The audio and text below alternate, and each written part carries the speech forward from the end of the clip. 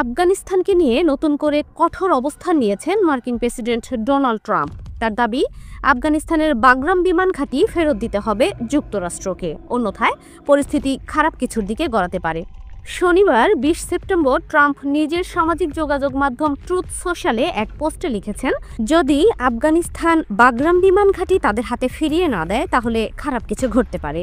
এরপর সাংবাদিকদের সাথে আলাপকালে তিনি আরও বলেন, আমরা এখন আফগানিস্তানের সঙ্গে কথা বলছি, আর আমরা ঘাঁটিটি চাই, এখনই চাই। যদি না দেয় তাহলে কি করব তা শিগগির জানতে পারবেন। বাগরাম ঘাঁটিটি আফগানিস্তান যুদ্ধের সময় যুক্তরাষ্ট্রের অন্যতম প্রধান সামরিক ঘাঁটি ছিল।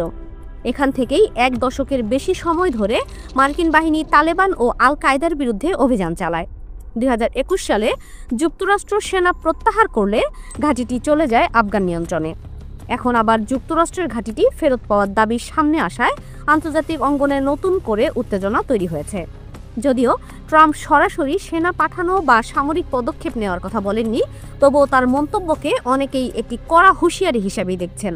আন্তর্জাতিক বিশ্লেষকরা বলছেন, যদি যুক্তরাষ্ট্র ও আফগানিস্তানের মধ্যে সমঝোতা না হয় তাহলে এটি দক্ষিণ এশিয়া ও মধ্য এশিয়ার নিরাপত্তা পরিস্থিতিকে আরও অস্থির করে তুলতে পারে। অন্যদিকে আফগানিস্তানের বর্তমান কর্তৃপক্ষ বারবার বলে আসছে, দেশের মাটিতে কোনো বিদেশি সামরিক ঘাঁটি তারা মানবে না।